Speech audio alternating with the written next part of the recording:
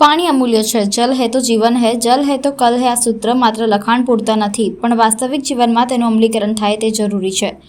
શાળા કોલેજોમાં બાળકોને પાણીના મૂલ્ય વિશે પાઠ ભણાવાય છે, પણ સ્માર્ટ સિટી વડોદરાના સત્તાધીશો વહીવટીતંત્રને આ પાઠ ભણવાની સૌથી વધુ જરૂર હોય તેમ લાગે છે.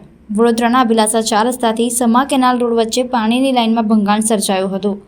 પાલિકા તંત્રએ 2 દિવસ પહેલા જ કામગીરી કરી હતી, પરંતુ સ્થિતિ જેસે તે છે. વડોદરાનું સ્માર્ટ પાલિકા ફોલ્ટ શોધવામાં નિષ્ફળ નીવડી છે.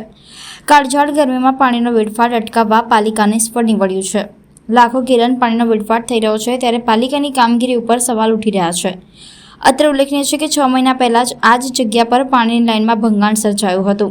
શહેરના વોટર અને ડ્રેનેજ લાઇનની કોઈ બ્લુ પ્રિન્ટ પાલિકા પાસે નથી, જેથી ફોલ્ટ શોધવામાં વિલંબ અને નિષ્ફળતા હાથ લાગે છે તેવું લોકમુખે ચર્ચાઈ રહ્યું છે. શહેરમાં અવારનવાર પાણીની લાઇનમાં ભંગાણ સર્જવાના બનાવ બની રહ્યા છે અને બીજી તરફ શહેરમાં પાણી માટે પ્રજા ત્રાહિમામ પોકારી ઉઠી છે.